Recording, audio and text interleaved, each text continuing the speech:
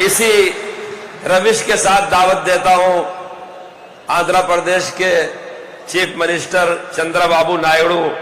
जैसा सदर मोहतरम ने फरमाया, जिनकी पार्टी मददगार है इस वक्त रूलिंग पार्टी की, उस पार्टी के नायब सदर, बाख्तियार नायब सदर, सीनियर नायब सदर, मुअज़्ज़ज़, जिनके जमाती और जाती दोनों ताल्लुकात चीफ मिनिस्टर साहब से बहुत अच्छे हैं, जनाब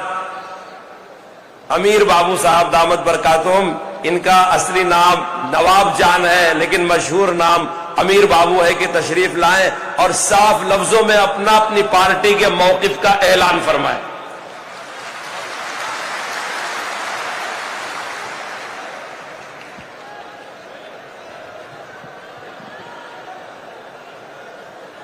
सदर जलसा इज्जतमाब हजरत सैयद शाह अहमद अरशद मदनी साहब और पूरे हिंदुस्तान से आए हुए मुसलमानों, भाइयों, बुजुर्गों, दोस्तों, सबको मेरे तरफ से अस्सलाम वालेकुम रहमतुल्लाहि व बरकातुहू।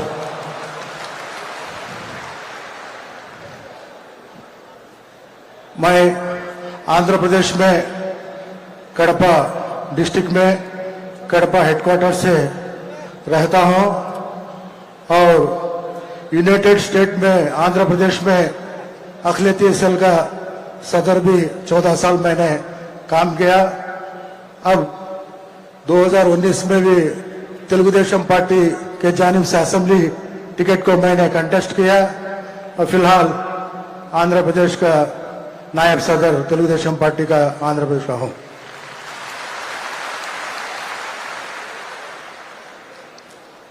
आज वक्त जो बिल लाने की जो सेंट्रल हुकूमत कोशिश करती है, वो कोशिश को नाकामयाबी के लिए हम सब लोग एकता से आगे बढ़ना है।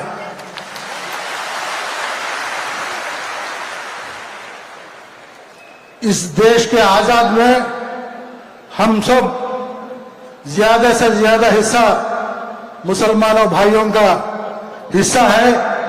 खासकर हमारे उलमा इमा हाफिज कुरान लोग बहुत कुर्बान, तन मन धन सब कुर्बान किए हैं। ये सबूत हम नहीं बोलते हैं। आपके दिल्ली के इंडिया गेट में जो गेट के ऊपर 80,000 लोगों का नाम मुसलमानों भाइयों शहीद इस देश के आजाद के लिए कुर्बान दिए हैं। हम किसी बात का भी बर्दाश्त करते हैं, लेकिन हमारा ये शरीर देह टुकड़े हैं तो भी हमें बर्दाश्त करेंगे, लेकिन ये देश के एकता को कोई भी तोड़ने की कोशिश करे तो आखिर को हमें जान देने को भी कुर्बान नहीं बोल गए। इस मजलिस से मैं सेंट्रल हुकूमत को बोल रहा हूं। आज हमारा भारत देश ऐसा देश है जो गुलदस्ता जैसा है। हमारा हुजूर कहते हैं, हमारा कुरान कहता है, अल्हम्दुलिल्लाह रब्बिल आलमीन। कभी भी कहीं भी अल्हम्दुलिल्लाह मुसलमान बोल के कहीं भी नहीं बोले हैं। मुसलमान अल्हम्दुलिल्लाह रब्बिल आलमीन बोल के हैं। सबको अपनी नजर से, एक नजर से देखो, सबको हिंदू मुस्लिम सिख सबको भी लेकर आगे चलो बोल के उन दिनों में जो हमारे हुजूर नबी सल्लल्लाहु अलैहि वसल्लम ने हमने रास्ता दिखाया है, वही रास्ते से हमें चल रहे हैं। लेकिन हमारे ये भारत देश की बदकिस्मती है, पिछले 10-12 साल से जो नहीं होना था वो होने की कोशिश करे हैं। लेकिन हमें मुसलमान हमारा जान इस देश के आजाद के लिए कुर्बान दिए हैं, लेकिन हमें कभी भी आगे आपके पास हाथ नहीं फैलाए। हमें इस देश के आजादी के लिए, इस देश के आजादी के लिए हमें हाथ बढ़ाए और हमारा हाथ ऐसे ही करके आज तक चले आ रहे हैं। लेकिन आज जो हो रहा है, आप सब लोगों को मैं इस समय बताना चाहता हूं, हमारे वजीर आला नारा चंद्रबाबू नायडू साहब एक सेक्युलर माइंड के आदमी हैं। उसका मिसाल बोलता हूं मैं, उन्होंने कभी स्टेज में हिंदे एक ही बात बोलते, हिंदू मुसलमान मुझे दोनों आंखें के बराबर है, एक आंखी को मान लगा तो पूरा जिस्म को तकलीफ होता, मैं बर्दाश्त नहीं करता हूं, दोनों को एक ही नजर से देख के मैं आगे ले जाने में काम करता हूं बोल को हर प्लेटफॉर्म में भी हमारे वजीर आला नारा चंद्रबाबू नायडू साहब बोलते आ रहे हैं, करते भी आ रहे हैं। इनके हुकूमत में मुसलमानों को जो फायदा पहुंचता है, कोई भी हुकूमत में पिछले हमारे आजादी आने के समय के बाद जो हमारे आंध्र प्रदेश में मुसलमानों को फायदा पहुंच रहा है, मैं एक दो तीन मिसाल बोलता हूं। उन्होंने पूरे भारत देश में मौजन और पेशमाम लोगों को हानरी के एक उनको तनख्वाह देना बोल को इज्जत माफ से हर महीना भी उन्होंने ये लागू किया है। हर महीना भी मौजन पेशमाम लोगों को गवर्नमेंट की तरफ से हानरी देना है। भारत देश में पहले लागू करे सो कौन बोले तो चंद्रबाबू नायडू साहब। और रमजान का महीना आता है, रमजान का महीना आया तो जो आंध्र प्रदेश में कितने मस्जिद है कि हर मस्जिद को भी रमजान के महीने में जो चूना मारते कुछ रिपेरा है तो हर मस्जिद को भी हुकूमत की तरफ से कुछ ना कुछ लाख रुपए दो मस्जिद का वो ये रहता, वो इससे हर मस्जिद को भी हुक्म दिया जाता था। रमजान के ईद के समय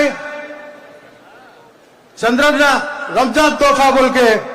हर गरीब भी रमजान की ईद खुशी से गरीब मुसलमान कल्याण बोल के हुकूमत के जानिब से हर मुसलमान को परिवार को रमजान तोहफा चंद्रना बोल के दिया जा रहा है। और खासकर जो मुसलमानों बच्चों में मुसलमानों तकवे में ज्यादा से ज्यादा गरीब तबका रहता है, उसमें अच्छे बच्चे पढ़ लेने वाले रहते हैं लेकिन इनके पास मालियती हालत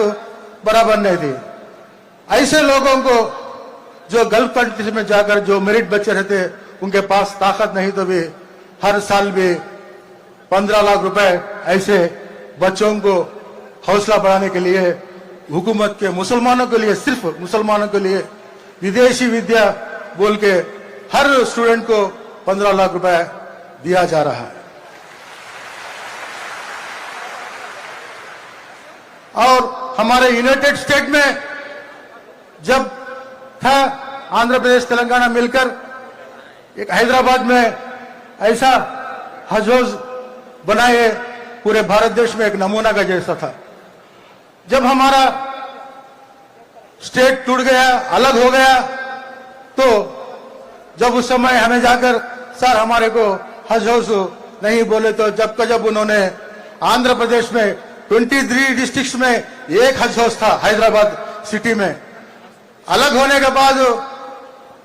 विजयवाड़ा में एक हज हाउस और हमारे कड़पा में एक हज हाउस 30 करोड़ रुपए से कड़पा में बने और 80 करोड़ रुपए से विजयवाड़ा में हज हाउस काम हो रहा है। ऐसा इंसान हमारा वजीर आला जो मुसलमानों को कुछ नुकसान पहुंचने के बिल पर उन्होंने किसी हालत में भी उन्होंने उसे लागू नहीं होने देंगे।